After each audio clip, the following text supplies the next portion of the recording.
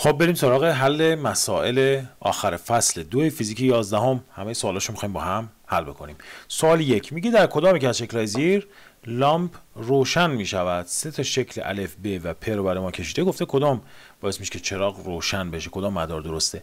ببینید شکلی که ما باید درست داشته باشیم شکل پ هست، یعنی از دو سمت پایانه های باتری، از یک سر مثبت به یک طرف لامپ و از یک طرف دیگه لامپ به پایانه منفی.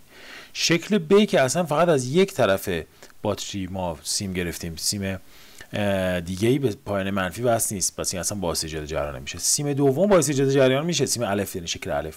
اینجا ما میتونیم باعث ایجاد جریان بشیم، ولی این جریان میاد اصلا از لامپ عبور نمیکنه، از این سیم خالی عبور میکنه. چرا؟ چون که ما باید می اومدیم یک طرف سیم رو به یک طرف لامپ و طرف دیگر هم به اینجا وصل بکنیم. بنابراین در شکل الف و ب لامپ روشن نمیشه، فقط در شکل پ این اتفاق میفته. سوال 2 میگه در مدار شکل زیر اختلاف پتانسیل دو سر لامپ 4 ولت و مقاومت آن 5 اوم است. در مدت 5 دقیقه چه تعداد الکترون از لامپ میگذرد؟ خب من با توجه به که اختلاف پتانسیل و مقاومت رو دارم میتونم جریانش رو حساب کنم. R میشد V تقسیم بر I. از اینجا جای I رو با R عوض بکنیم، I میشه V تقسیم بر R. ولتاژی که داریم 4 ولته، مقاومتمون هم که 5، 4 پنجم میشه 8 دهم آمپر. این میشه جریانی که از این لامپ داره عبور میکنه. حالا گفته تعداد الکترون. تعداد الکترون رو ما میدونیم، تنها فرمولی که برای تعداد الکترون داریم Q مساوی با NE. پس میایم اول فرمول I رو مینویسیم بر حسب بار که میشه دلتا Q به دلتا T و از اینجا دلتا Q رو به دست میاریم، یه طرف وصل بکنیم دلتا Q چی میشه؟ میشه I دلتا T. خب جریانی که به دست دادیم شد 8 دهم، مدت زمان اونم 5 دقیقه است، یعنی 5 تا 60 ثانیه. درسته؟ اینا رو در هم ضرب بکنیم چه اتفاقی میفته؟ 8 دهم ضرب در 5 میشه 4. 4 ضرب در 60 هم که میشه 260. این میشه باری که مقدار باری که در مدت 5 دقیقه از لامپ گذشته. حالا از من تعدادش رو میخواد. خب با توجه به این فرمولی که اینجا نوشتیم Q میشه NE، تعداد بارمون میشه همون دلتا Q یا باری که عبور کرده رو بیایم به بار یه دونه الکترون تقسیم کنیم. 240 کولون داریم، میایم به بار یک الکترون که 1.6 هست تقسیم میکنیم و جوابشو به دست میاریم. الان نگاه بکنید این 240 رو ما اگر بیایم به 1.6 تقسیم بکنیم جواب میشود 150. این 150 رو نگه می‌داریم، 10⁻−19 میاد بالا میشه 10⁻مثبت 19 که میتونیم نماد علمیش هم بکنیم. 1.5 ضرب در 10⁻21 الکترون از این لامپ در مدت 5 دقیقه عبور خواهند کرد. خب این هم از سوال 2. بریم سراغ سوال 3. میگه بررسی کنید اگر مته برقی یا دریل معیوب شکل زیر را با دو شاخه شکل الف یا سه شاخه شکل ب به پریز وصل کنیم چه اتفاق میفته؟ اینی که دو شاخه است.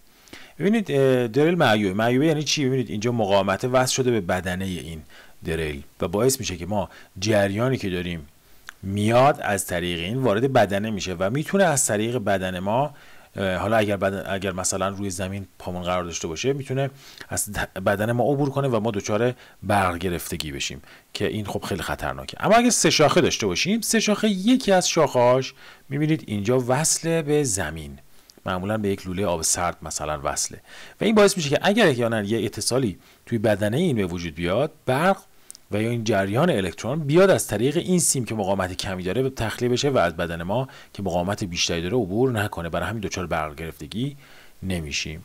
پس اینم در حقیقت داستان این سه شاخه است که یکیش اتصال به زمین هست، حواستون باشه، غیر از فاز و نول. سوال 4 میگه آذرخش مثالی جالب از جریان الکتریکی در پدیده‌های طبیعی است. در یک آذرخش نوعی اینقدر ژول انرژی تحت اختلاف پتانسیل اینقدر در بازه زمانی اینقدر آزاد می شود. چی پرسیده؟ میگه با استفاده از این اطلاعات مقدار بار کل منتقل شده بین ابر و زمین رو به دست بیارید، یعنی مقدار بار که خب میشه همون دلتا کیو دیگه. از ما دلتا کیو رو میخواد. خب برای اینکه اینو به دست بیاریم نگاه میکنیم چه اطلاعاتی داریم. اگر نگاه بکنید به شما انرژی رو داده که ما انرژی الکتریکی رو مثلا با دلتا یو اگه نشون بدیم 1 ضرب در 10⁻9 ژول هست. به ما اختلاف پتانسیل داده وی یا دلتا وی که داده 5 ضرب در 10⁻7 ولت و خب این رو از فصل اول اگه یادتون باشه دلتا یو میشد کیو دلتا وی. از اینجا کیو رو میتونیم به دست بیاریم، میشه دلتا یو تقسیم بر دلتا وی. کافی من بیام این دو تا رو به هم تقسیم کنم، یعنی 1 ضرب در 10⁻9 ژول رو به 5 ضرب در 10⁻7 ولت تقسیم کنیم. 1 پنجم که میشه 2 دهم، این 10⁻7 و 10⁻9 هم که میشه 10⁻2 ضرب در 2 دهم بشه میشه 20 کولون. 20 کولون باری هست که در اثر این اختلاف پتانسیل و این انرژی چی میشه؟ بین ابر و زمین منتقل میشود. قسمت بعدی به میگه جریان متوسط در یک یورش آذرخش چقدره. این دفعه جریانش رو میخواد. خب جریان متوسط رو میتونیم از رابطه همین دلتا کیو به دلتا تی به دست بیاریم. دلتا کیو یا اون کیویی که منتقل شده رو داریم الان 20 کولون هست، واحدش هم اس آی. مدت زمانمون هم که 2 دهم، کافیه این 20 رو به 2 دهم تقسیم بکنیم که میشه 100 آمپر. این جریانیه که در این مدت عبور میکنه، جریان متوسط. توان الکتریکی آزاد شده در 2 دهم ثانیه رو هم میگه به دست بیارید. خب توان ما میدونیم، کافیه بیایم اون انرژی رو یو رو به مدت زمان تقسیم کنیم. انرژی داده بود 1 ضرب 10 به توان 9، مدت زمان هم که 2 دهم بود، این دهش میره بالا به 2 تقسیم بشه میشه 5 ضرب 10 به توان 9 وات. توانی هست که آزاد شده. این هم از قسمت پ. سوال 5 میگه در آزمایش تحقیق قانون اوم نتایج جدول زیر به دست آمده است. خب میگه نمودار ولتاژ بر حسب جریانش رو رسم کنید و با فرض ثابت بودن دما تعیین کنید در چه محدوده‌ای رفتار این مقاومت از قانون اوم پیروی می‌کند. خب قانون اوم رو یادتون میاد. قانون اوم تعریفش چی بود؟ میگفتیم قانون اوم اینه که یک مقاومت، یک رسانا در اثر تغییر پتانسیل، یعنی اگر ما اختلاف پتانسیل رو تغییر بدیم با فرض اینکه دما ثابت باشه، یعنی دما رو دیگه تغییر ندیم، مقاومتش در اختلاف پتانسیل مختلف نباید تغییر کنه. آر باید چی بمونه؟ ثابت بمونه. به این میگن قانون اوم. رسانه‌ای که از قانون اوم پیروی کنه میگیم رسانه اومی. میگه بیاید نمودارش رو رسم کنید، بگید که اینجا هم گفته با فرض ثابت بودن دما، بعد دما ثابت باشه برای بررسی قانون اوم. میگه تو چه محدوده‌ای از قانون اوم پیروی میکنه. خب این رسم نمودار وی آی یا ولتاژ بر حسب جریان، ولتاژ ولت بر حسب جریان آمپر، این رسانا هست با توجه به اعدادی که تو این جدول به ما داده. نگاه بکنید تو آزمایش 1 ولتاژ 0 باشه، جریان هم 0. میبینید پس نقطه اولمون اینه. ولتاژ باشه 1.6، ببینید ولتاژ این عمودی هست دیگه، 1.6 باشه آمپرسنت 16 صدم، اینجا 16 صدم آمپر. 4.4 43 صدم، یعنی 4.4 43 صدم. 7.68 صدم، 7.68 صدم. میبینید تقریبا، البته نه دقیقاً ولی تقریبا تا اینجا خط ما صافه. هر وقت ما یه خط صاف داشته باشیم اونجا میگیم اون رسانه‌مون داره از قانون اوم پیروی میکنه. رسانه اوهمیه تو این محدوده. ولی از اینجا به بعد میبینید 9 بشه میشه 72 صدم. یه دفعه شیب خط عوض شد، اصلا این نسبت دیگه تغییر کرد، یعنی مقاومت عوض شد دیگه. این مقاومت ما در اینجاها دیگه تغییر کرد. پس اگر به ما بگن تو چه محدوده‌ای از قانون پیروی میکنه، میتونیم بگیم تا پایان بازه سوم، یعنی تا البته تا اینجا تا 4 میشه، از 1 تا 4 تو این بازه تقریبا، اونم نه دقیقاً، تقریبا از قانون اوم پیروی میکنه. اگر شما بیاید مقاومت ها رو تو این حالت حساب بکنید، مثلا ببینید وی به آی بود دیگه، 1.6 به 16 صدم تقسیم کنید، خب میشه 10. اینم تقریبا 10، اینم تقریبا با اغماض 10، حالا 9 خورده ای میشه، ولی ببخشید بیشتر از 10 میشه، 11 خورده ای میشه، ولی به طور کلی تقریبا دور و بر 10 هست و میتونیم بگیم که تقریبا از قانون اوم پیروی میکنه. ولی از 9 به بعد اینجا ببین 9 تقسیم 72 صدم دیگه خیلی مقدارش فرق میکنه، بیشتر میشه. 10 به 75 صدم مقدارش خیلی بیشتر میشه. پس این هم از جواب سوال 5. بریم سراغ سوال 6.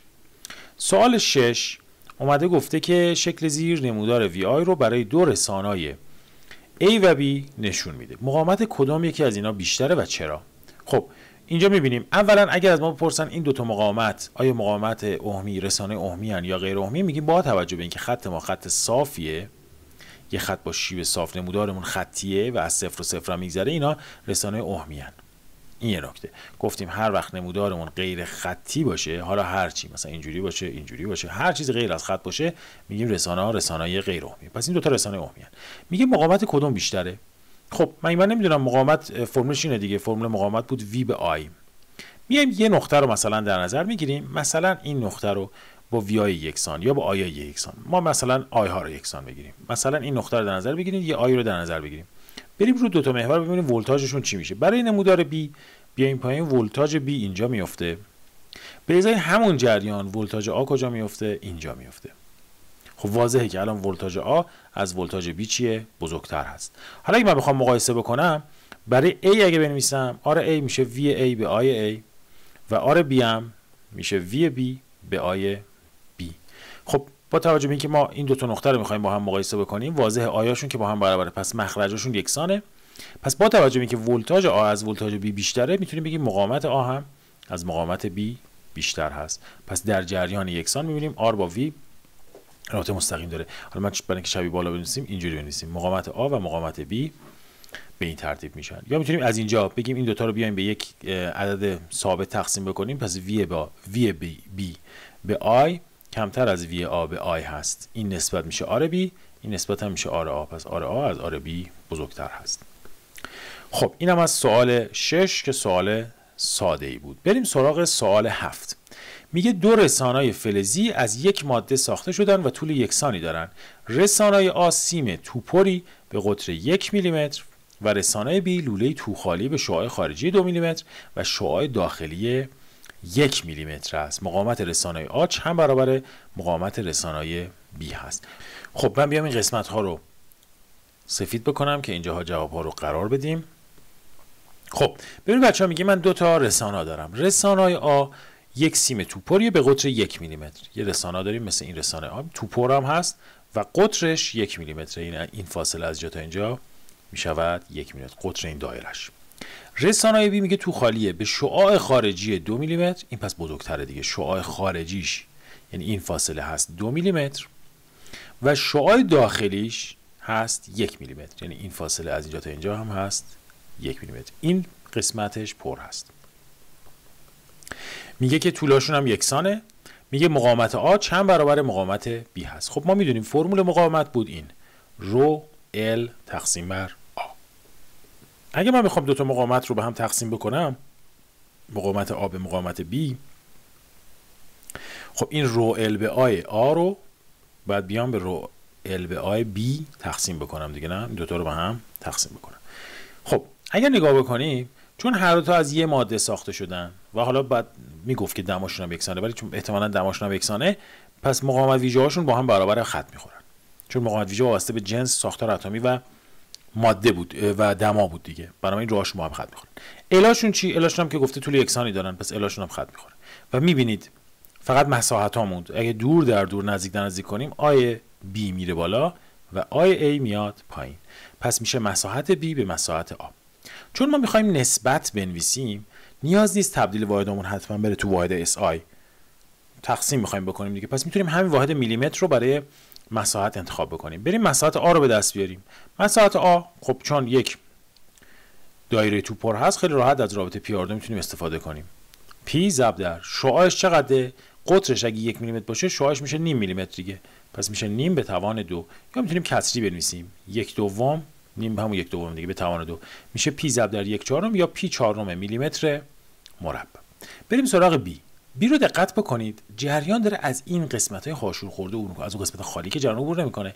پس مساحتی که من باید در نظر بگیرم فقط همین مساحت قسمت پر هست.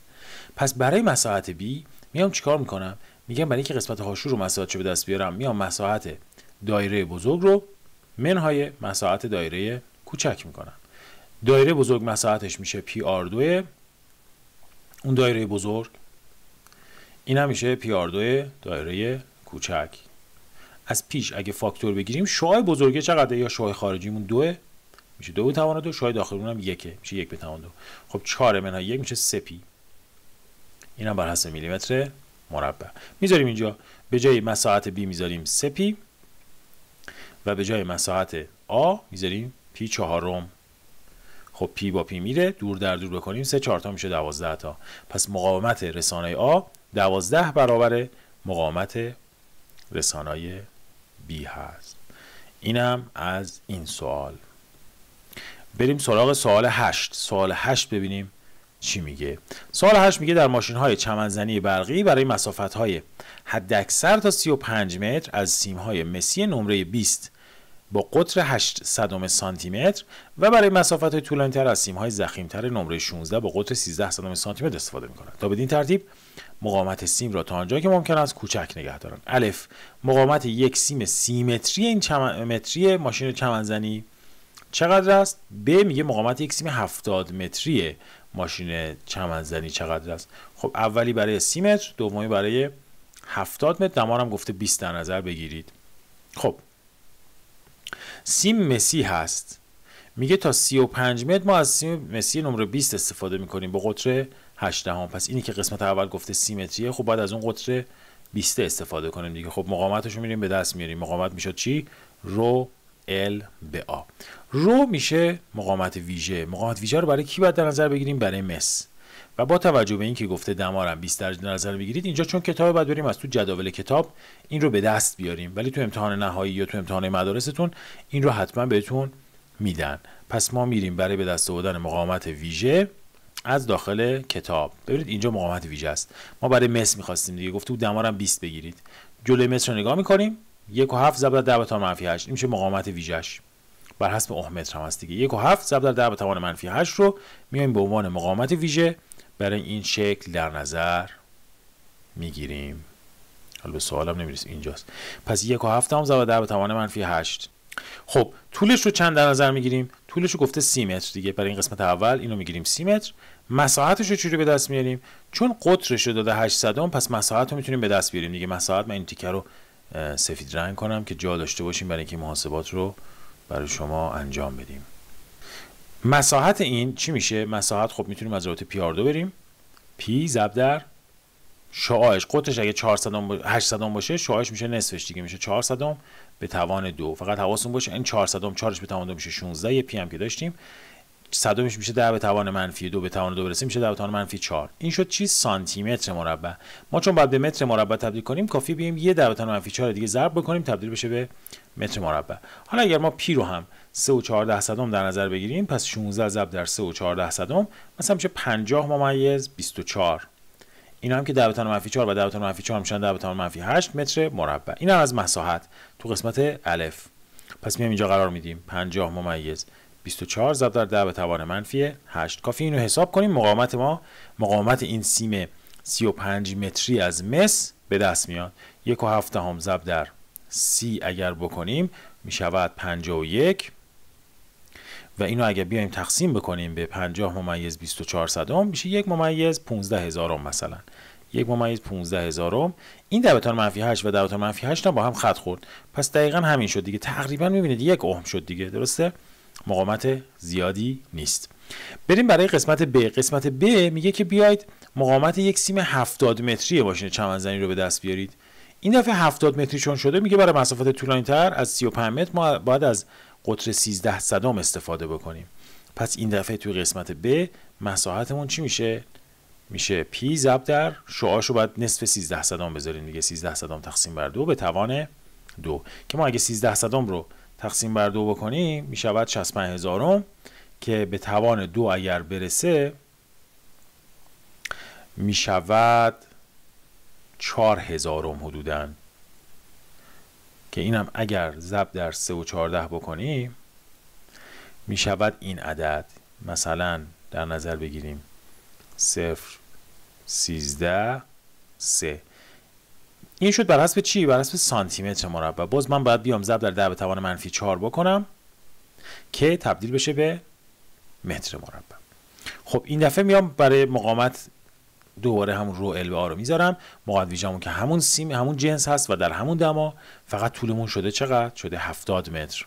مساحتمون هم قرار این عدد رو بذاریم ضرب در 10 به توان -4 که اگر این کار انجام بدیم یعنی 70 رو ضرب در 1/7 بکنیم و یعنی تقسیم بر این عدد بکنیم میشه 8947 و البته این 10 به توان -4 هم میاد بالا میشه 10 به توان -4. یه 10 به توان -8 هم داریم میشه 10 به توان -4 میشه حدوداً 9 دهم اوم. پس ببین خیلی نزدیک شد. این هم شد 9 دهم اوم، این هم شد 1 تقریبا. دو تا مقاومت ها تقریبا یکسان شد، به خاطر اینکه ما اومدیم اینجا برای اینکه مقاومت از یه طرف طول زیاد شد، ببینید اینجا 30 متر شد 70 متر دیگه. برای اینکه این طول که زیاد میشه مقاومت زیاد میشه دیگه، مجبوریم بیایم مساحت رو زیاد بکنیم که مقاومت زیاد نشه و جریان بتونه با راحتی برقرار بشه. خب بریم برای سوال 9.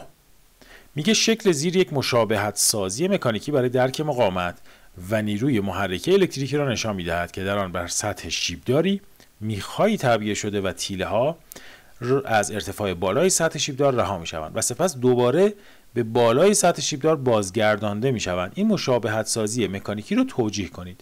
ببینید اینجا ما یک سطح شیبداری داریم. این که من از اینجا این تیله ها رو برمی‌دارم میذارم این بالا، در حقیقت دارم انرژی پتانسیلشون رو زیاد میکنم. دقیقاً مثل همون کاری که مولد نیرو محرکه انجام میده.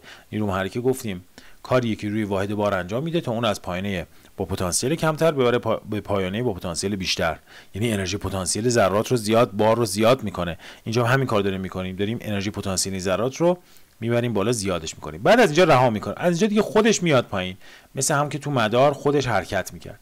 این میخ‌ها نماد چی ان؟ این میخ‌ها نماد اینن که این مثلا تیله‌ای که میخواد حرکت بکنه، خب در مسیرش این میخ‌ها رو داریم. این میخ‌ها مثل مقاومت عمل میکنن، نمیذارن این راحت عبور بکنه، مزاحمت ایجاد میکنن در برابر عبور این تیله ها و بنابراین هر چی تعداد این میخ‌ها بیشتر باشه، مقاومت ما هم انگار که بیشتر هست. پس این مقاومت شبیه سازی داره، شباهت داره با همین میخ‌ها و این که ما اینو برمی‌داریم میذاریم بالا، انرژی پتانسیلش رو زیاد میکنیم، همون کاری که نیرو محرکه توی مدارمون انجام میده.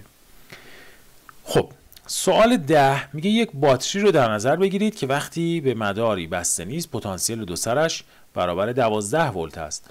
وقتی که یک مقاومت 10 اومی به این باتری بسته شود، اختلاف پتانسیل دو سر باتری به 10.9 کاهش می‌یابد. مقاومت داخلی باتری چقدر است؟ خب اینو قبلا صحبت کرده بودیم که ما اگر یک باتری داشته باشیم، اختلاف پتانسیل دو سر یک منبع واقعی میشه EMN های IR. اگر این به جایی وصل نباشه، ببینید در حالت اول به مدار بسته نیست. وقتی به مدار بسته نیست، گفتیم ولت سنج ولتاژ دو سر باتری رو همون ای نشون میده. چرا؟ چون جریان صفر دیگه. خب وقتی جریان به مدار بسته نباشه، جریان صفر. این جریان اگه صفر کنیم، تنها جمله‌ای که میمونه ایه. پس تو قسمت اول اون 12 ولتی که داره نشون میده همون نیروی محرکش هست. پس نیرو محرکش رو از اینجا به دست آوردیم. حالا میگه میایم وصلش میکنیم به این مقاومت 10 اومی. ببینید اینجا یه باتری داریم با یه مقاومت درونی و یک نیرو محرکه، وصلش کردیم به یک مقاومت بیرونی، مقاومت خارجی چقدر؟ 10 اومی. حالا میگه اختلاف پتانسیل دو سر مولد میشه 10.9. خب اینجا ما میایم در حالت دوم. در حالت دوم میگیم خب ولتاژ مگه نمیشه EMN های IR؟ من ولتاژ الان بهم دادی چقدر؟ 10.9. ای هم که از بالا دارم 12 منهای، اما نه آی رو دارم و نه آر رو دارم. اینا رو چجوری به دست میارم؟ یکی از راه‌ها اینه، بیام بگم که خب من برای جریان خودش فرمولی داشتم. فرمول جریان چی بود؟ میشد ای روی آر بزرگ به علاوه آر کوچیک. ای رو که داریم 12، آر بزرگ هم که داریم 10، باز آر کوچیک رو نداریم، اینجوری میذاریم، درسته؟ بعد به جای آی اینجا میذاریم 12 روی 10 به علاوه آر ضرب در آر و این معادله رو حل میکنیم. این یه راه حله، اما یه راه حل ساده‌تر داریم. چجوری؟ بیایم به این شیوه عمل بکنیم. ببینید ما وقتی بهمون میگه ولت سنج اختلاف پتانسیل دو سر باتری رو داره 10.9 نشون میده، پس یعنی داره اختلاف پتانسیل دو سر مقاومت هم نشون میده دیگه. ببینید این مقاومت هم مگه دو سرش به این باتری وصل نیست، پس اختلاف پتانسیل دو سر این مقاومت با اختلاف پتانسیل دو سر منبعمون یکسانه. پس اگر داره این ولت سنج 10.9 نشون میده، این داره هم اختلاف پتانسیل دو سر باتری رو نشون میده، هم اختلاف پتانسیل دو سر مقاومت رو. خب اختلاف پتانسیل دو سر مقاومت رو ما فرمولش نداشتیم IR، اختلاف پتانسیل دو سر مقاومت میشد IR. ولتاژ چند داره نشون میده؟ 10.9 مساوی است با آی رو نداریم ولی آر رو که داریم 10. از اینجا آی به دست اومد. ببینید آی میشود 10.9 تقسیم بر 10 یعنی 1.9 آمپر جریان به دست اومد. حالا کافیه بذارم یا تو این فرمول یا تو فرمول آی مساوی است با ای روی آر بزرگ به علاوه آر کوچیک که آر کوچیک رو به دست بیارم. به جای آی میذارم 1.9، ای رو داریم 12 ولت از قسمت قبلی، آرمون که 10، آر کوچیک رو میخوایم به دست بیاریم، یه طرف وصل میکنیم، مخرج رو بدیم 1، 12 میشه 10 تا 1.9 یعنی 10.9 به علاوه 1.9 آر. این 10.9 بیاریم اینجا، 12 منهای 10.9 میشه 1.1 برابر با 1.9 آر. از اینجا آر میشود طرف معلوم بخش بر ضریب مجهول، یعنی 1.1 تقسیم بر 1.9 که میشه 1.9 یا تقریبا میتونیم همون 1 اوم دیگه در نظرش بگیریم. این هم میشه مقاومت داخلی باتری. خب بریم سراغ سوال 11. از هر دو روش میتونستید این سوال 10 رو حل بکنید، ولی خب روش دوم روش راحت تری بود. سوال 11 میگه در شکل زیر آمپرسنج و ولتسنج چه اعدادی رو نشان میدهند؟ ادامه که نداره دیگه، نه؟ آره این سوال 11 است. میگه بگید آمپرسنج و ولتسنج چه اعدادی رو برای ما نشون میدن. خب میایم تو شکل نگاه میکنیم و ما میدونیم که این آمپرسنج و ولتسنج چی رو نشون میده؟ آمپرسنج که جریانی که از باتری میگذره، از باتری میگذره رو نشون میده. بله، چون یه شاخه ما اینجا بیشتر نداریم دیگه. پس من باید برم جریان شاخه رو به دست بیارم. خیلی راحت فرمول جریانی که در یک شاخه داشتیم این بود دیگه، میشد ای روی مقاومت معادل به علاوه مقاومت کوچیک. ایمون چقدره؟ 6 ولت. مقاومت خارجی یه دونه بیشتر نداریم، معادل نمیخواد اصلا بگیریم، همون 1.5 رو میذاریم. مقدرین هم که نیم اوم هست. خب میشه 6 تقسیم بر 2 که میشه 3 آمپر. این شد جریان این باتری یا این مدار که پس آمپرسنج این رو نشون میده. اما ولتسنج چند رو نشون میده؟ خب ولتسنج به کجا بسته شده؟ ولتسنج به دو طرف این مقاومته بسته شده دیگه، نه؟ ولتسنج چی رو نشون میده؟ اختلاف پتانسیل دو سر مقاومت. اختلاف پتانسیل دو سر مقاومت مگه نمیشد آی آر؟ خب آی رو که به دست آوردیم 3 آمپر، مقاومتش هم چقدره؟ 1.5 اوم. این دوتا رو در هم ضرب بکنیم 3 تا 1.5 میشود 4.5 و به دست اومد. پس ولتسنج هم داره 4.5 ولت رو نشون میده. تمام. اینم از این سوال. بریم سراغ سوال 12. میگه دو تا لامپ رشته‌ای در اختیار داریم که جنس و طول رشته آنها یکسان است. جنسشون وقتی میگه یکسانه گفتیم به این معناست که مقاومت ویژه هاشون با هم برابره. میگه که من این تیکه ها رو پاک کنم. میگه که رشته لامپ B ضخیم‌تر از رشته لامپ A است. وقتی لامپ ها به ولتاژ یکسانی وصل شوند کدام لامپ پرنورتر خواهد بود؟ خب تو بحث نور لامپ ها یادتون باشه هر وقت میگن کدام لامپ پرنورتر هست، یعنی راجع به نور لامپ وقتی صحبت میشه و سوال میشه، شما باید برید سراغ بحث انرژی و توان. درست شد؟ پس اگه بگن کدام لامپ نورش بیشتره، شما ببینید کدام لامپ توانش بیشتره. پس ما باید بیام تواناشون رو با هم مقایسه بکنیم. چیزی که اینجا داریم اینه که هر دو تا به ولتاژ یکسان وصل شدن. برای توان ما میدونیم 3 تا فرمول میتونیم برای توان برای مقاومت بنویسیم. یکی وی آی، یکی وی دو آرم و یکی آر آی دو. چون اینجا بحث این هست که دوتاشون به یک ولتاژ وصل شدن، بهتره سراغ اونی که ولتاژ نداره نریم، بریم سراغ اونایی که ولتاژ داره، چون میتونیم بگیم ولتاژشون یکسانه. و چون ما بحث طول و جنس و این داستان رو داریم، میتونیم راجع به مقاومتش نظر بدیم، بهتره بریم سراغ این فرمول دوم. پس این فرمول رو انتخاب میکنیم.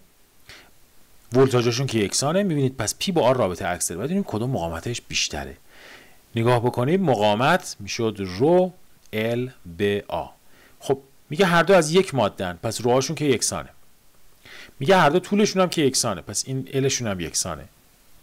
بنابراین مقاومت با مساحت رابطه عکس داره. یعنی اونی که ضخیم‌تره، وقتی میگه ضخیم‌تره این مساحتش بیشتره دیگه، مقاومتش چی میشه؟ کمتر میشه. پس مقاومت B الان اگه بخوایم بگیم از مقاومت A کمتره. چرا؟ چون مساحتش بیشتره. هر کی که ضخیم‌تر باشه رشته لامپش، یعنی مساحتش بیشتر باشه، چون صورت کسر ثابته، پس مقاومتش چی میشه؟ کمتر میشه. درسته؟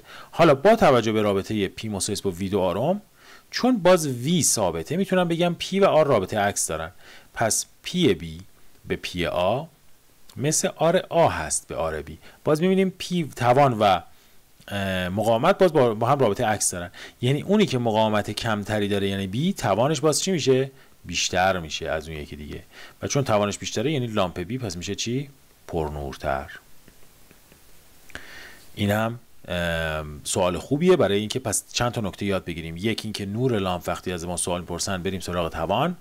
نکته دیگه این که برای توان بگاه کنیم چه اطلاعاتی داده، سعی کنیم از فرمولی بریم که اون اطلاعات توش هست، به خصوص اگر یک کمیتی ثابت و یکسانه سراغ اون فرمولی بریم که توش اون کمیت باشه. مثلا اینجا ولتاژ یکسان بود، ما رفتیم سراغ این فرمول و روابط رو نوشتیم و جواب رو به دست آوردیم. بریم سراغ سوال 13. سوال 13 میگه بر روی وسیله‌های الکتریکی اعداد مربوط به ولتاژ و توان نوشته می شود. برای دو وسیله زیر الف سیم‌های اتصال به برقان‌ها باید بتواند حداقل چه جریانی رو از خودش عبور بده و به مقاومت وسیله مقاومت الکتریکی هر وسیله در حالت روشن چقدر است. ببین مثلا فرض کنید برای اتوی برقی نوشته 850 وات، از روی یکاش میفهمیم توانه، وات یکای توانه، 220 ولت این ولتاژشه. درسته؟ پس توان و ولتاژش داریم. این اعداد اصلا یعنی چی؟ داره میگه آقا شما اگر اینو به ولتاژ 220 ولت وصل بکنید وقتی که روشن میشه به شما چقدر توان میده؟ 850 وات. خب من قسمت اول چون بحث جریان رو پرسیده میرم سراغ فرمولای توان، میرم سراغ اونی که توش جریان داشته باشه. وی آی توانش چقدره؟ 850 وات. ولتاژش چقدره؟ 220. از اینجا آیش به دست میاد. آی میشود 850 تقسیم بر 220 که اگر حساب بکنیم میشه 85 تقسیم بر 22 که به دست میاد 3.86. این مثلا 3.86 صدام آمپر. این جریانی که از این عبور میکنه. خب این بعد سیمی که پس ما سیمی که این وسیله باید داشته باشه باید حتما بتونه این جریان رو تحمل بکنه دیگه. پس حداقل باید بتونه 4 آمپر رو از خودش عبور بده. این قسمت این. باز برای وسیله دیگه هم برای کتری هم همین کار رو انجام میدیم. آی میشه پی تقسیم بر وی، پی رو بهمون داده 2400 وات، واحدها همه اس آی دیگه. ولتاژمون هم که همون 220 ولت هست. 2400 رو اگر بیایم به 220 تقسیم بکنیم میشه 10.9. پس برای این کتری برقی هم ما باید حتما سیمی داشته باشیم که این سیم حداقل 10.9 آمپر رو بتونه از خودش عبور بده، بودن 11 آمپر رو. قسمت ب میگه مقاومت هر وسیله در حالت روشن چقدر است. خب این دفعه چون مقاومت خواسته میریم سراغ فرمول پی مساوی با وی دو آرم، چون وی رو داریم پی هم داریم، آر رو از اینجا میتونیم به دست بیاریم دیگه. نه از اینجا اگه آر رو جاشو با پی عوض کنید آر میشه وی دو تقسیم بر پی. ولتاژش 220 به توان 2 تقسیم بر توانش داده چقدر؟ 850. میایم حساب میکنیم 220 به توان 2 میشه 48400 که اگه بیایم تقسیم بر 850 بکنیم میشه 56.9 تقریبا بگیم 57 اوم. این میشه توان این اتوه. برای اون یکی دیگه وسیله هم بیایم استفاده بکنیم. ولتاژش چقدره؟ 220 ولت. توانش چقدره؟ اون یکی 2400 واته. اینجا میذاریم 2400. این دفعه 220 به توان 2 رو که میشه 48400 رو میایم تقسیم بر 2400 میکنیم میشه 20.1 اوم. پس میبینیم الان تو این مثال مقاومت اینجا بخش آر باید میذاشتم. مقاومت کتری برقی چیه؟ کمتر هست از اون مقاومت اتوی برقی. بریم سراغ حل سوال 14. میگه تلویزیون و یکی از لامپ‌های خانه خود را در نظر بگیرید و فرض کنید که هر کدام روزی 8 ساعت با اختلاف پتانسیل 220 ولت روشن باشن. میگه الف انرژی الکتریکی مصرفی هر کدام رو در یک دوره یک ماهه بگید چند کیلووات ساعت هست. خب چون اینو گفته خودتون برید و توانش رو بخونید، ما فقط یه دونه مثلا لامپ رو بیایم در نظر بگیریم. برای لامپ معمولا مثلا فرض کنیم یک لامپ 100 وات فرض کنید داریم. این لامپ 100 وات گفته ما میخوایم 8 ساعت در روز چی باشه؟ روشن باشه و توانش رو میخوایم ببخشید انرژی رو بر حسب کیلووات ساعت میخوایم. خب وقتی میگه کیلووات ساعت شما مینویسید یو مساوی پی تی، میاید توان رو قرار میدید، منتها توان رو بر حسب چی باید قرار بدید؟ کیلووات. 100 وات میشه چقدر؟ میشه 1/10 کیلووات. پس اینو میذاریم 1/10 کیلووات. چه مدت روشنه؟ در یک ماه 30 روز و دقت کنید اینو باید به ساعت تبدیل بکنیم. 30 روز، هر روزم 8 ساعت میشه 30 تا 8 تا. درسته؟ که بر حسب ساعت هم به دست بیاد. و کافی دو تا اینا رو در هم ضرب کنیم دیگه. 30 ضرب در 1/10 که میشه 3 ضرب در 4 ضرب در 8 میشه 24. پس میشه 24 کیلووات ساعت. یک لامپ 100 وات که روزی 8 ساعت روشن باشه مصرف انرژیش توی یک دوره یک ماهه میشه 24 کیلووات ساعت. ب میگه بهای برق مصرفی این رو از قرار هر کیلووات ساعت 50 تومان حساب بکنید. خب 24 کیلووات ساعته به ازای هر کیلووات ساعت هم 50 تومان به ازای هر کیلووات ساعت داره. این دوتا رو در هم ضرب میکنیم و جوابش به دست میاد 1200 تومان. اما قسمت پ میگه اگر در شهر شما هر خانه یک لامپ 100 وات اضافی رو به مدت 3 ساعت در شب روشن بکنه، در طول یک ماه تقریبا چند کیلووات ساعت انرژی الکتریکی اضافی مصرف می شود. خب ما برای این کار باید یه تخمینی بزنیم از تعداد خونه ها در شهر.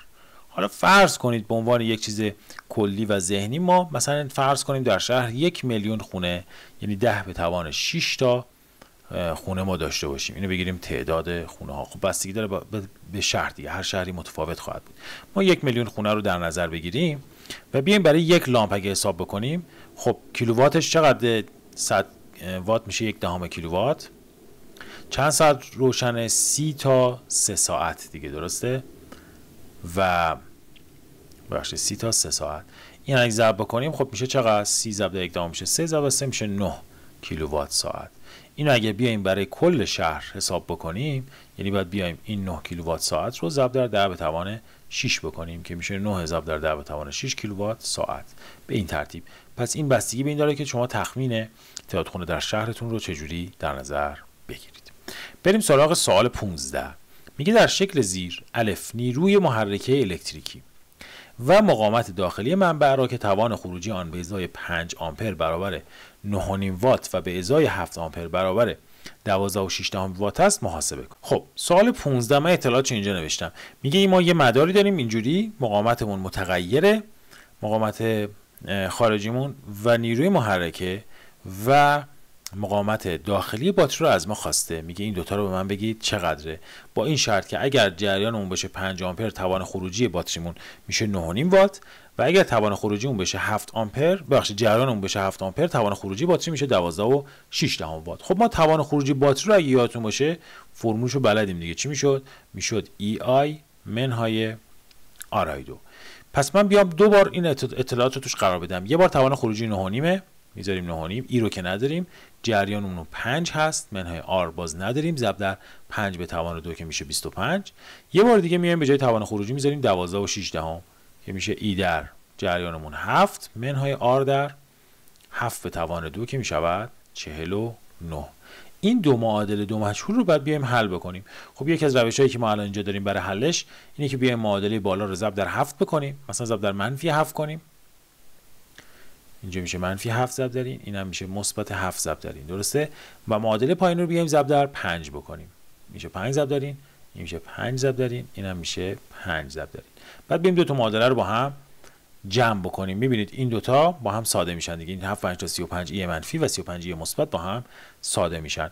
الان من اگه بیام 9.5 رو ضرب در 7 بکنم میشه 66 و نیم با علامت منفی، به علاوه 5 ضرب در 12.6 هم بکنیم میشه 63 که منهای 66 و نیم میشه چقدر؟ میشه منفی 3 و نیم دیگه، نه این میشه منفی 3 و نیم. سمت راست چی داریم؟ یه 25 ضرب در 7 که میشه 175 آر، مثبت هم شد دیگه چون در منفی ضرب شد. پایینی هم 49 ضرب در 5 رو داریم که میشه 245 آر، ولی این منفیه دیگه، نه منهای 245 آر که این 245 اگه منهای 175 بکنیم میشه 70، یعنی حاصل این میشه منفی 70 آر، شده منفی 3 و نیم. از اینجا آر به دست میاد میشه 3 و نیم تقسیم بر 70 که 3 و نیم اگه ما تقسیم بر 70 بکنیم میشه 5 صدم. این میشه مقاومت درونیمون، مقاومت درونی به دست اومد. حالا کافی بذاریم تو یکی از اون معادلات، مثلا تو معادله اولی اگه بذاریم بود چی؟ 9.5 مساوی است با ای ضرب در 5 منهای آر، آر رو داریم دیگه الان 5 صدم ضرب در 25.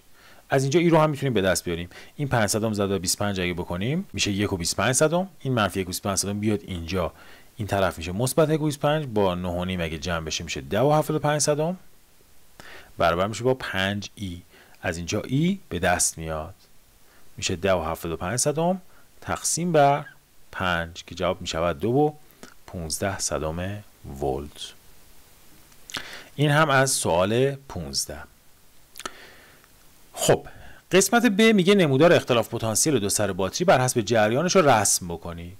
نمودار رو برای اینکه رسم بکنیم به این ترتیب میشه: نمودار اختلاف پتانسیل بر حسب جریان یک منبع واقعی. اگر یادتون باشه وقتی جریان صفر باشه اینجا نیرو حرکت رو داریم، همون ای رو داریم که شد چقدر 2 و 15 صدم. و هرچی جریان بیشتر میشه گفتیم این با یک خط با شیب ثابت کم میشه تا به یک عددی به اینجا میرسه. این چه جریانیه؟ اینجا جریان ای آرم هست، یعنی همین 2 و 15 صدم رو کافیه بیایم به مقاومت درونمون که 5 صدمه تقسیم بکنیم. این 2 و 15 صدم تقسیم بر 5 صدم رو اگر حساب بکنیم میشود 43. اینجا عدد 43 رو باید در نظر بگیریم به عنوان آمپر، اینم ولت. خب بریم سراغ ترکیب مقاومت. سوال 16 میگه لامپ های یک درخت زینتی به طور متوالی متصل شدن. اگر یکی از لامپ ها بسوزد چه اتفاقی میافتد؟ به نظر شما چرا همه چراغ های خودرو، چراغ های جلو، عقب و غیره به طور موازی بسته میشوند؟ خب ببینید بچه‌ها، وقتی که ما یه تعداد لامپ رو به صورت متوالی به هم بسته باشیم، یعنی انگار که این چند تا مقاومت داریم به صورت متوالی. خب اگه یکیشون بسوزه، این مدار در اینجا قطع بشه، خب دیگه جریان نمیتونه از بقیه عبور بکنه، پس تمام لامپ‌ها چی میشن؟ خاموش میشه. پس اگر ما این تعداد لامپ رو به صورت متوالی بسته باشیم، اگر یکیشون بسوزه همشون خاموش میشن، همه مابقی هم خاموش میشن. میگه چرا همه چراغ‌های خودرو به طور موازی بسته شدن؟ اینجا میتونیم دو تا دلیل بیاریم. یک، همین که اگر موازی می‌بندیم، چون اگر متوالی ببندیم اگه یکیشون بسوزه بقیه هم دیگه خاموش میشن، که خب خیلی اشتباه بزرگیه. و دوم یه علت دیگه هم که داره اینه که وقتی ما اینا رو به صورت موازی می‌بندیم لامپ ها رو، شدت روشنایی هر لامپمون بیشتر میشه، چون همه اینا وصل میشن به باتری و ولتاژ همشون با ولتاژ باتری برابر میشه وقتی موازی وصل میکنیم. ولی وقتی من متوالی میام اینا رو وصل میکنم به یک باتری، ولتاژشون کمتر از ولتاژ باتری خواهد بود، به نسبت همون مقاومت ولتاژ کمتری خواهد داشت، برای روشنایی کمتری هم خواهد داشت. این هم دلیل دومی که میتونیم برای این ذکر بکنیم. سوال 17 میگه مقاومت یک آمپرسنج برای اندازه‌گیری جریان در یک مدار باید چگونه باشد تا جریان اندازه‌گیری شده توسط آمپرسنج با جریان قبل از قرار دادن آمپرسنج نزدیک به هم باشد؟ خب مقاومت آمپرسنج باید تا جای ممکن کم باشه. چرا؟ چون ما میدونیم آمپرسنج خودش فرض کنیم مقاومتی داره دیگه.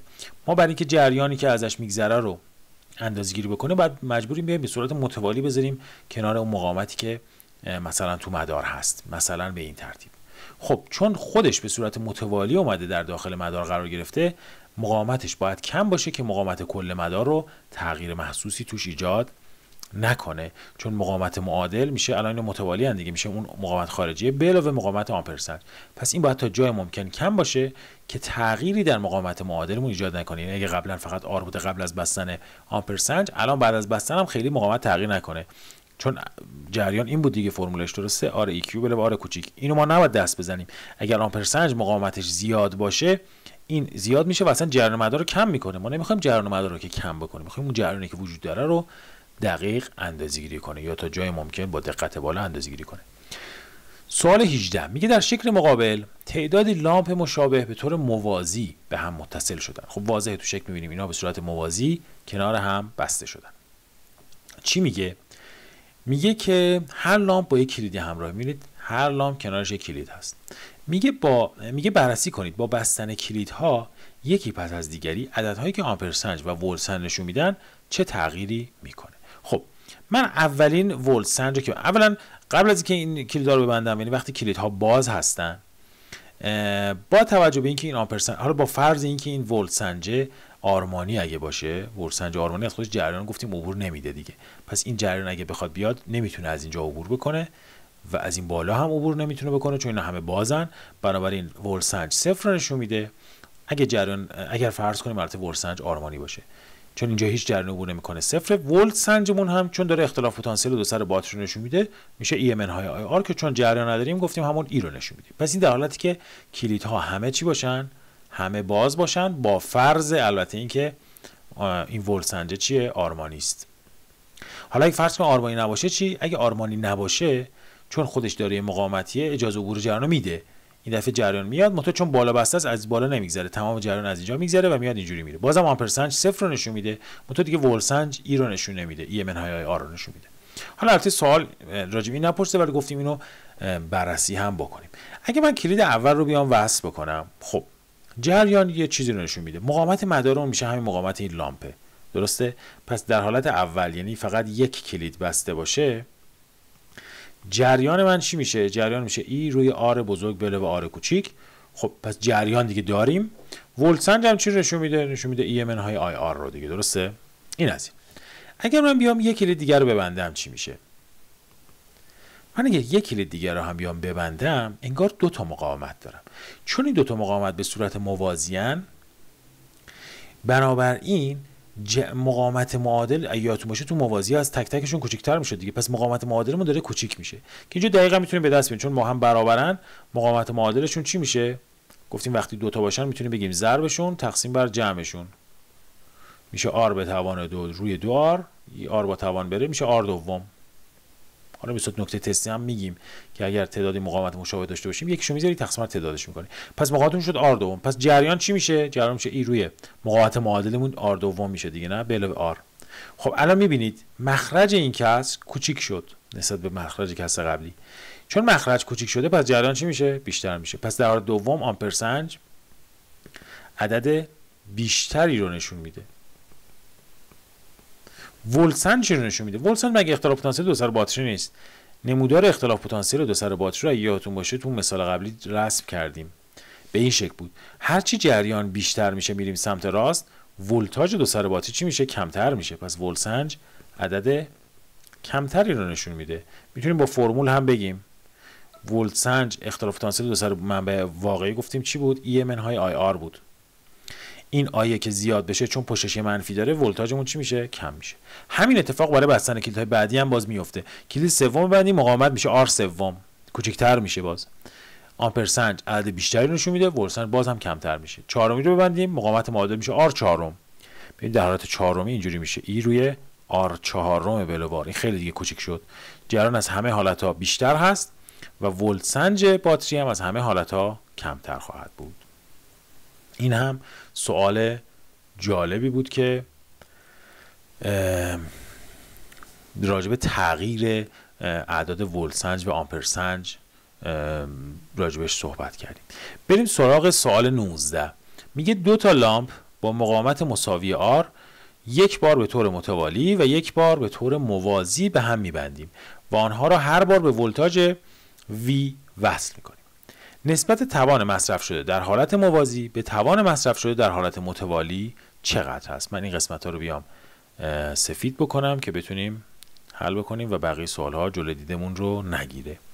میگه که دو تا لامپ داریم با مقاومت مساوی R یه بار متوالی یه بار موازی به یکدیگر می‌بندیم و هر بار به یک ولتاژ V وصل می‌کنیم. ببین دفعه اول من شکل بکشم، دو تا مقاومت عین هم فرض کنید R وصل کردیم به یک ولتاژ V، مثلا یک نیرو محرکه آرمانی E.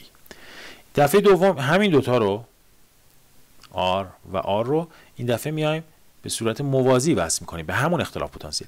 نسبت توان مصرف شده در حالت موازی به توان مصرف شده در حالت متوالی، یعنی شکل 2 به شکل 1. خب تو شکل 1 من میتونم دو تا مقاومت رو معادل بگیرم چون متوالیاً جمع میشه دیگه، میشه 2R به V وصله. تو شکل دوم وقتی من معادل بگیرم تو مثال قبلی دیدیم دیگه، وقتی دو تا مقاومت عین هم باشن میشه R دوم، مقاومت معادل میشود R دوم، دو تا دیگه ضربشون تقسیم بر جمعشون انجام بدید میشه R دوم. خب از کدوم فرمول توان بریم؟ با توجه به اینکه اینجا ولتاژشون یکسان V داشته باشه، با توجه به اینکه آراشون رو داریم R داشته باشه، پس از V و R میریم. الان با توجه که وی هاشون یکسانه پی با آر رابطه عکس داره، پس پی موازی به پی متوالی یا بهتر بگیم پی شکل 2 به پی شکل 1 میشه برعکس میشه با آر 1 به آر 2، چون با آر رابطه عکس داره دیگه، وی هاشون هم که یکسانه. آر شکل 1 چقدر شد؟ شد 2R. آر شکل 2 چقدر شد؟ شد آر دوم. آرا با هم میرن، دور در دور بکنیم جواب میشود 4.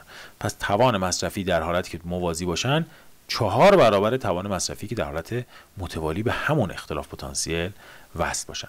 سوال 20 میگه در شکل‌های زیر آیا مقاومت‌ها به طور متوالی بسته شدن یا موازی یا هیچ کدوم؟ سوال ساده ای هست، فقط برای اینکه ببینیم آیا میدونید تفاوت موازی و متوالی بسته شدن رو یا خیر.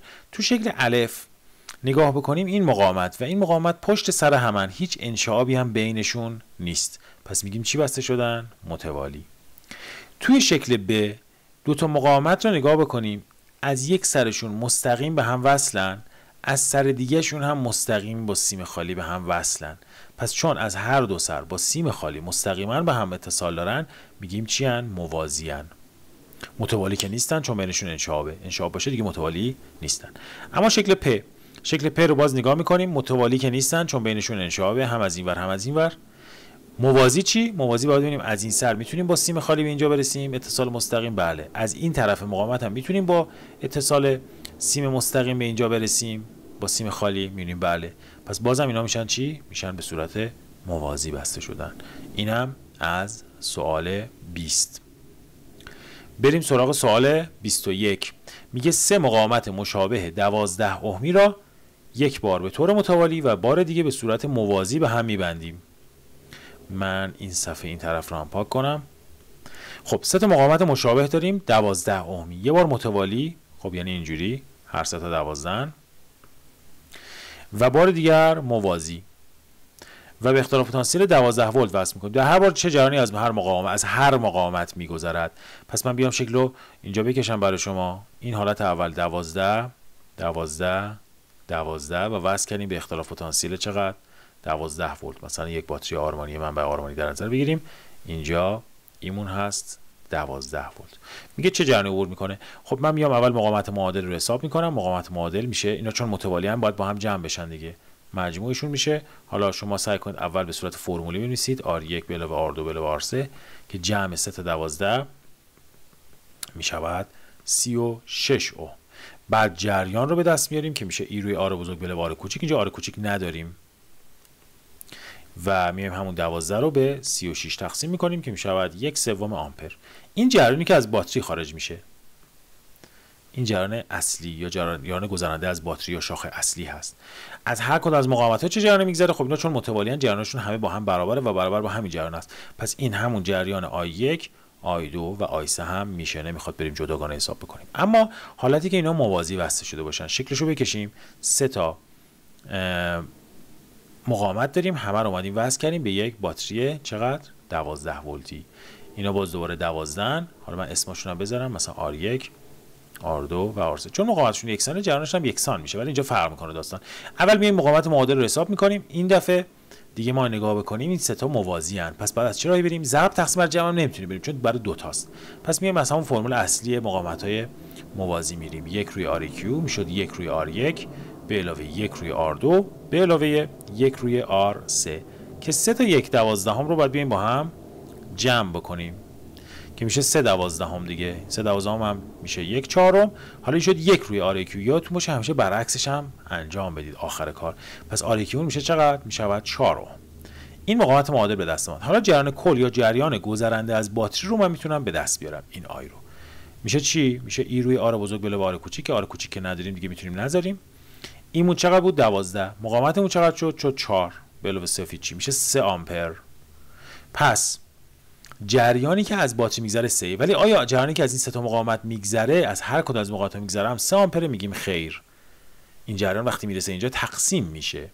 جریان رو یک راهش اینه که بیایم بگیم خب این سه تا جریان مگه همه با هم برابر نیستن؟ چون مقاومت همه شاخه‌ها با هم برابره، این سه تا با هم برابرن. جمعشون هم شده این، چون این جریان است که تقسیم شده به این سه تا دیگه. پس هر کدوم 1 آمپر سهم برن. راه دیگه اینه که بیایم مثلا یه مقاومت رو بررسی کنیم. مثلا مقاومت بالایی R1 رو نگاه کنید. V مگه نمیشه IR؟ درسته؟ برای مقاومت 1 دارم می‌نویسم و V1 میشه I1 R1. ولتاژش چون مستقیما به این باتری وصله میشه 12. جریانش رو ندارم. مقاومتش چقدر؟ 12. خب خیلی راحت جریانش به دست میاد 1 آمپر. این که بشه 1، اون I2 و I3 به همین ترتیب جریانشون میشود 1 آمپر. ما برای حل این سوال اصلا نیازی هم نبود که این قسمت ها رو بریم. از همون اول میتونستیم اینو بنویسیم و جریان هر مدار رو به دست بیاریم. ولی احیانا اگر مقاومت معادل یا جریان کلم بخواد این کارا رو باید انجام بدیم. خب اما سوال 22 میگه دو مقاومت موازی 6 اومی و 12 اومی. ببینید دو تا مقاومت موازی داریم. مثلا S1 رو بگیریم R1 6 اوم، یکی هم به صورت موازی بهش بسته شده 12 اوم، اینم R2. این دوتا رو میگه به طور متوالی به یک مقاومت 2 اومی بستیم. اینم بگیریم R3 2 اوم به صورت موازی به این دوتا بسته شده. میگه اکنون مجموعه مقاومت ها رو به دو سر یک باتری آرمانی 36 ولتی میبندیم. اینو میایم از این طرف و از این طرف وصلش میکنیم به یک باتری آرمانی چقدر؟ با نیرو محرکه 36 ولت. باتری آرمانی نیروی مقاومت داخلی نداره. چی رو میخواد؟ توان مصرفی در مقاومت 6 اومی. یعنی در اینجا ما وقتی توان رو در یک مقاومت میخوایم باید حداقل 2 تا اطلاعات راجبش داشته باشیم. اگر یادتون باشه فرمولای توان در مقاومت اینا بود. یکی VI، یکی RI2 و یکی V2 آرومه. هر کدوم از اینا رو من بخوام استفاده کنم 2 تا اطلاعات باید در رابطه با اون مقاومت داشته باشم. ما الان مقاومتشو میدونیم، پس R رو داریم، ولی نه ولتاژ دو سرشو داریم نه جریان. پس یا باید بریم ولتاژ دو سرشو به دست بیاریم یا جریانشو که بتونیم توانش رو به دست بیاریم. پس بریم سراغ این. ببینید ما باید بدونیم از اول میخوایم بریم دنبال چی. معمولا تو تمام این سوالا اولین کاری که ما میکنیم اینه که میایم مقاومت معادل رو به دست میاریم و بعد جریان رو به دست میاریم. مقاومت معادل رو چوری به دست میاریم؟ این 1 و 2 با هم موازی ان. پس مقاومت معادل 1 و 2 میشه ضربشون، یعنی R1 ضرب در R2 روی جمعشون، چون دوتان میتونیم برای مقاومت موازی از این راه بریم. یعنی 12 ضرب در 6 روی 12 به علاوه 6 که اگر حساب بکنید جواب میشه 4 اوم. بعد مقاومت R3 رو اگه بخوایم با اینا معادل بگیریم یعنی ببینید شکل ما الان این شده. من الان شکل جدید رو بخوام بکشم، این R1 و R2 رو معادل اگه بذاریم، معادل این دوتا شد 4 اوم. R1 و 2 شد 4 اوم. کنارش یه مقاومت چی داریم؟ R3. الان این دوتا با هم چی هن؟ با هم موازی هن. پس مقاومت معادل کلمون، چون اینا با هم، ببخشید میگم موازی هن، این دوتا با هم متوالی هن، پس ما برای مقاومت معادل باید اینا رو با هم جمع بکنیم. متوالی با هم جمع میشدن دیگه. R1 2 به علاوه R3، یکی شد 4، اونم که 2 میشه چقدر؟ میشه 4 اوم. این شد مقاومت معادل. حالا میتونم جریان رو حساب کنم. جریان فرمولش این بود دیگه، ای روی آر بزرگ به علاوه آر کوچیک. آر کوچیک که اصلا نداریم چون منبعمون آرمانیه. ای چنده؟ ای 36. مقاومت معادلمون کلا چند شد 6. 36 تقسیم بر 6 میشه چقدر؟ میشه 6 آمپر. خب پس یعنی من جریانی که از این باتری خارج میشه و قاعدتا همون جریانی که از 1 و 2 میگذره، پس جریان 1 و 2 همون 4 1 و 2 که می‌نویسیم یعنی مقاومت معادل 1 و 2 ها، و جریانی که از اینم میگذره، همه اینا جریانشون شد چقدر؟ 6 آمپر. این همون R1 2 و I3 هست. حالا من دنبال چی هستم؟ دنبال گفتیم یکی از اطلاعات جریان یا ولتاژ اینجا هستم. خب میام با خودم میگم که این R1 2 یعنی 4 اومیه. الان من دو تا اطلاعاتشو دارم، هم مقاومتشو دارم، هم جریانشو دارم. خب میام با خودم چی میگم؟ میگم این R1 و 2 که 4 اومی هست، این موازی مگه R1 و R2 نیست؟ پس یعنی چیاشون با هم برابره؟ ما میگفتیم توی مقاومت‌های موازی ولتاژها با هم برابره. پس اگر من ولتاژ این رو به دست بیارم، یعنی R1 و 2 ولتاژش رو به دست بیارم، میتونم بگم ولتاژ R1 و ولتاژ R2 هم همونه. و من اینجوری میتونم دو تا از اطلاعات مربوط به مقاومت رو به دست بیارم و خواسته سوال رو به دست بیارم. پس میام دنبال به دست آوردن ولتاژ R1 و 2. ولتاژ یک مقاومت از چه راهی به دست میومد؟ از رابطه IR. پس ولتاژ مقاومت 1 2 میشه جریانش ضرب در مقاومتش. جریانش که شد 6 آمپر. مقاومتش هم که قبلا حساب کردیم 4 بود. میشه چقدر؟ میشه 24 ولت. حالا خیلی راحت میگم این ولتاژ مقاومت 1 و ولتاژ مقاومت 2 مونم با ولتاژ این برابره. چون با هم موازی ان. در مقاومت‌های موازی ولتاژها برابره. پس اونها هم چقدرن؟ 24 ولت. با به دست آوردن این من الان دو تا اطلاعات راجع به مقاومت R1 دارم. هم مقاومتش رو دارم 6 اوم، هم ولتاژش رو دارم 24 ولت. خب میتونم توانش رو به دست بیارم. توان از کدوم فرم بریم؟ چون وی و آر رو داریم، از وی 2 آر رو میریم به دست میاریم. وی 2 یعنی 24 به توان 2 یا 24 ضرب در 24. مقاومتمون هم 6. این 6 رو با یکی از این 24 رو ساده کنیم میشه 4 به 1. 4 ضرب در 24 حساب بکنیم میشه 96 وات. این میشه توان مصرفی در مقاومت R1. سوال خوبی بود. حتما دوباره این سوال رو بررسی کنید. سعی کنید خودتون بدون نگاه کردن به جواب به این جواب برسید. خب سوال 23 میگه در شکل زیر وقتی کلید بسته شود چه جریانی از هر لامپ رشته‌ای میگذرد؟ هر لامپ به صورت یک مقاومت دیگه، نمادش هم که به صورت ضرب‌در است. میگه وقتی ما کلید رو ببندیم چه جریانی از هر کدام از این لامپ ها عبور میکنه؟ خب ما اول باید بفهمیم این لامپ ها چجوری بسته شدن. اگر نگاه بکنید لامپ 6 و 3 از یک طرف با سیم خالی با هم اتصال مستقیم دارن، از سمت دیگه هم با سیم خالی میتونیم اتصالشون رو ببینیم. یعنی این دوتا مقاومت 6 و 3 چی ان؟ موازی ان. و بعد مجموعه اینا با این 4 اومیه چیه؟ به صورت متوالی بسته شده. برای اینکه شکل رو راحت‌تر درک کنیم ما میتونیم اینجوری بکشیم. ببینید یه باتری بیایم در نظر بگیریم. چقدره؟ باتری آرمانی 18 ولت و بعد یک مقاومت 4 اومی داریم که مستقیما تو همون مدار این باتری هست و دو تا مقاومت موازی 3 و 6 رو هم اینجا داریم. می‌بینید این شکل شاید ساده‌تر دیده بشه این داستانی که اینا دارن. و حالا میگه چه جریانی از هر کدوم از لامپ‌ها میگذره. کلید رو هم بستیم. خب اولین کاری که میکنیم گفتیم بریم مقاومت معادل به دست بیاریم. اول مقاومت معادل 3 و 6 چون موازیان میشه ضربشون تقسیم بر جمعشون، که حالا بهتر اول فرمولش هم بذاریم. یعنی مقاومت مثلا R3 ضرب در R6 روی جمعشون R3 به علاوه R6 که میشه 6 ضرب در 3 روی 6 به علاوه 3 که میشه 2. بعد مقاومت معادل میشه جمع اینا دیگه، چون این مقاومت 6 و 3 معادلشون با این 4 متوالیه. پس میام مقاومت معادل 3 و 6 رو با مقاومت 4 اومیه جمع میکنم. 2 به علاوه 4 میشود 6 اوم. این شد مقاومت معادل کلمون. حالا جریان کل مدار رو میتونم به دست بیارم. از چه رابطه‌ای؟ ای روی آر بزرگ به علاوه آر کوچیک. آر کوچیک باز نداریم. ای 18 است. آر بزرگمون هست 6 اوم. مقاومت درونی هم که نداریم. 18 به 6 میشه 3 آمپر. پس جریان کلی به دست اومد. جریانی که از باتری خارج میشه. خب واضحه چون این 4 اومیه در همون مدار یا همون شاخه باتری 18 ولتی هست، پس جریانی که از این 4 ohmiه میگذره که به دست اومد. حالا میخوایم بریم سراغ جریانی که از 6 و 3 به دست میگذره و اونو به دست بیاریم. باز دوباره میگیم آقا این 6 و 3 با هم چی ان؟ من دارم به روش کتاب حل میکنم و به روش امتحان نهایی. این 6 و 3 به صورت چی بسته شدن؟ به صورت موازی ان. درسته؟ و مقاومت‌های موازی چیاشون برابره؟ ولتاژاشون. پس من باید برم ولتاژ مقاومت معادلشون رو به دست بیارم. مقاومت معادل 3 و 6 شد چقدر؟ شد 2 اوم.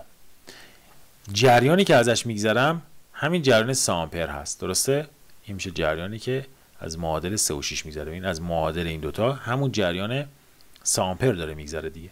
پس من میتونم ولتاژ این رو به دست بیارم. ولتاژ مقاومت معادل 3 و 6 میشه IR، همون 3 و 6.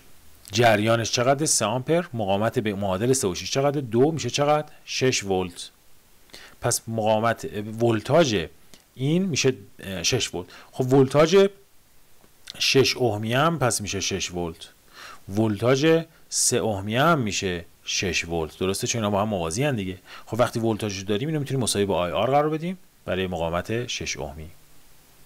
از اینجا جریانش به دست میاد. جریان 6 ohmiه میشه ولتاژش یعنی 6 تقسیم بر مقاومتش. مقاومتش چقدر؟ 6. جواب 1 آمپر. این جریانی میشه که از 6 ohmiه میگذره. این دفعه میایم برای IR پایینی میذاریم 3 آمپریه 3 ohmiه.